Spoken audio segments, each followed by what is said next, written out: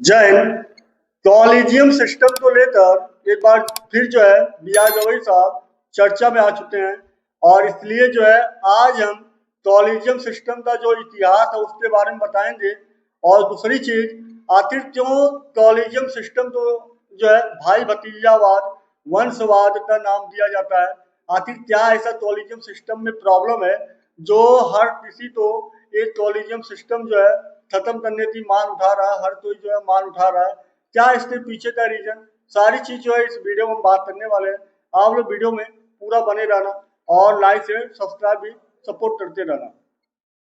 अभी मणिपुर में मणिपुर के हाई कोर्ट में एक जज साहब का नियुक्ति हुआ है और उस नियुक्ति के बाद ये मामला और ज्यादा चर्चा में आया। नियुक्ति इस आधार पर हुआ है क्योंकि बी आर गवई साहब का मानना ये है कि सुप्रीम कोर्ट हो चाहे हाई कोर्ट हो, वहां पे जो नियुक्ति होता है वो वरिष्ठता के आधार पे नहीं होता है, बल्कि वो उनके नॉलेज के हिसाब से होता है, उनके अंदर कितना जानकारी है इस आधार पर नियुक्ति जो होता है। दोस्तों, ये जो नियुक्ति हुआ है ये मणिपुर में हुआ है और मैं आपको बता दूं जिनका नियुक्ति हुआ है वो वरिष्ठ जजों की लिस्ट में उनका 106 नंबर पे नंबर आता था। मतलब सुप्रीम कोर्ट को छोड़कर हाई कोर्ट में जितने भी जज बैठे हैं आज और उनका नंबरिंग देखा जाए कि सबसे ज्यादा सीनियर कौन है, तो ये 106 नंबर के जूनियर जज पाए जा रहे हैं। मतलब इनका जो वरिष्ठता है वो 106वें नंबर पे है। वहीं पे मैं अगर 24 जो हाई कोर्ट में चीफ जस्टिस है जज हैं उन्हें अगर मैं निकाल दूं तो भी इनका नंबर आपको 106 है, तो मान चलिए 82-83 नंबर इनका नंबर आ रहा है। अब आप एक बार सोचिए, क्या 82-83 लोगों में मात्र यही ऐसे जज थे जिनके अंदर इतना ज्यादा नॉलेज था, जो इतना ज्यादा इनके अंदर प्रतिभा था, जो इन्हें मणिपुर हाई कोर्ट का जज बनाया गया? क्या उन 82-83 लोगों में कोई और जज नहीं था जिनके अंदर न्याय करने की क्षमता ज्यादा थी या उनके अंदर समझदारी ज्यादा थी? ये सवाल तो उठता है और इसीलिए कॉलेजियम सिस्टम पे सवाल उठाया भी जाता है।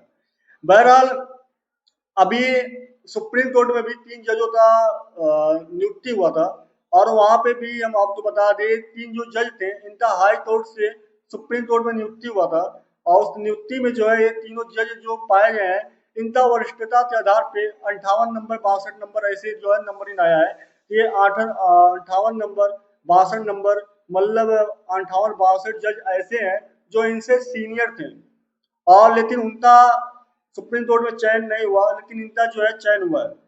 अब इन चीजों को लेकर अब बी आर गवई साहब कॉलेजियम सिस्टम पे जब सवाल उठाया जाता है तब अब बी आर गवई साहब उनका मानना ये है कि जो नियुक्तियां होती है, नियुक्तियां वरिष्ठता के आधार पे नहीं होती है, बल्कि वो जो नियुक्तियां होती है वो नियुक्तियां उनके प्रतिस्पर्धा के आधार पे, उनके अंदर कितनी नॉलेज है उस आधार पे होती है। तो मेरा एक सवाल जरूर ये होना चाहिए कि अगर ऐसा है तो फिर ये और सारे जो जज वहां पे बनकर बैठे हैं इनके अंदर क्या फिर प्रतिस्पर्धा नहीं है, इनके अंदर क्या नॉलेज नहीं है?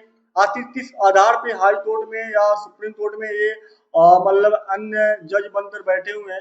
इन्हें किस लिए वहां पे जज बनाकर बैठाया गया है अगर आपका मानना ये है कि वरिष्ठता के आधार पे जजों की नियुक्ति नहीं होती है?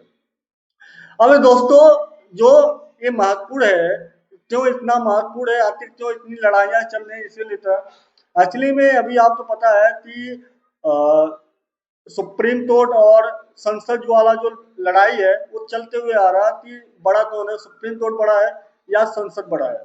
इन सारी चीजों को लेकर लड़ाई चलते हुए आ रहा है, लेकिन वहां पे बी आर गवई साहब का मानना ये होता है कि ना ही संसद बड़ा है ना ही सुप्रीम कोर्ट बड़ा है तो संविधान बड़ा है।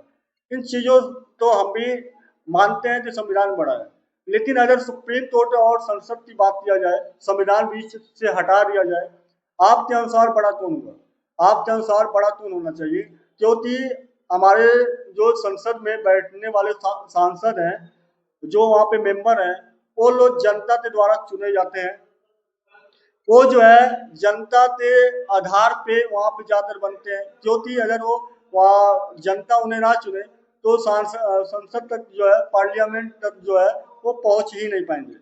अगर ऐसा है तो फिर सुप्रीम कोर्ट में भी ऐसा तो होना चाहिए कि जो वहाँ पे न्यायाधीश हैं उनके, या हाई कोर्ट में जो न्यायाधीश हैं उनके जो नियुक्ति है उसमें जो है क्यों नहीं क्या बोलते हैं, उसमें क्यों नहीं ये चीजें बताई जाती हैं कि किस आधार पे उनकी नियुक्ति हो रही है, क्या उनके अंदर ऐसी क्वालिटी है जिस आधार पे उनके अंदर उनका जो है नियुक्ति हो रहा है।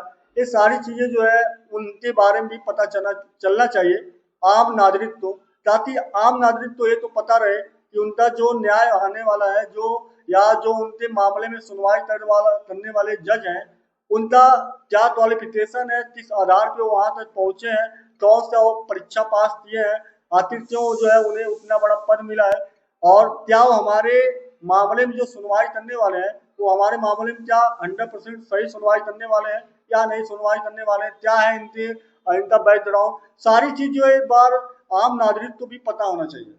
अब इसी चीज को लेकर जो है बात ज्यादा छिड़ा हुआ। बहरहाल इसका मैं इतिहास आपको बता दूं, भारतीय संविधान के अनुच्छेद 124 में सर्वोच्च न्यायालय के मुख्य न्यायाधीश व अन्य न्यायाधीशों की नियुक्ति का प्रावधान किया गया है।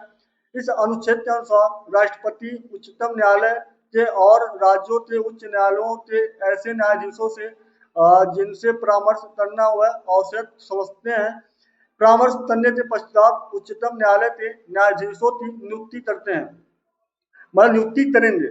इसी अनुच्छेद में यह भी कहा गया है कि मुख्य न्यायाधीश से भिन्न किसी न्यायाधीश की नियुक्ति में भारत के मुख्य न्यायाधीश से जरूर परामर्श किया जाएगा। संविधान में उच्चतम न्यायालय के मुख्य न्यायाधीश की नियुक्ति के संबंध में अलग से कोई प्रावधान नहीं किया गया है, पर उच्चतम न्यायालय की वरिष्ठतम न्यायाधीश के पद पर नियुक्ति किए जाने की परंपरा रही है। हालांकि संविधान इस पर खामोश है, पर इससे तो अपवाद भी है। यहाँ पे मानना यह है कि संविधान में ऐसा कोई भी नियम नहीं है अनुच्छेद 124 में, जहां पर जो उच्चतम न्यायालय है, जो हमारा सुप्रीम कोर्ट है, वहां पर जो जजों की नियुक्ति होती है, मुख्य न्यायाधीश की नियुक्ति होती है, उनके लिए जो है अलग से कोई प्रावधान हो। उनकी नियुक्ति होती है अगर, तो जो हमारे राष्ट्रपति होते हैं वो, और मतलब जो हाई कोर्ट है वहाँ के जजों से जो परामर्श लेते हैं, और उनके परामर्श लेने बाद जो है इनकी नियुक्ति करते हैं। लेकिन जब वही हाई कोर्ट में न्यायाधीशों की नियुक्ति होती है, तो फिर वहाँ सुप्रीम कोर्ट के जो मुख्य न्यायाधीश है उनसे जो है परामर्श लिया जाता है, और वहां पे जो है परामर्श लेने बाद जो है उनकी नियुक्ति किया जाता है। ये प्रावधान हमारे संविधान में है, लेकिन ये 1990 के बाद जो है एक कॉलेजियम सिस्टम जो है ये आया, और जहां से भाई भतीजावाद, वंशवाद का भी मैटर जो है, मामला जो चलते हुए सामने आ रहा है, और इसलिए जो है इस मामले में बहुत ज्यादा अब लोगों को सवाल बार बार आता है कि आखिर इसमें पारदर्शिता क्यों नहीं है, आखिर कॉलेजियम सिस्टम में पारदर्शिता क्यों नहीं है।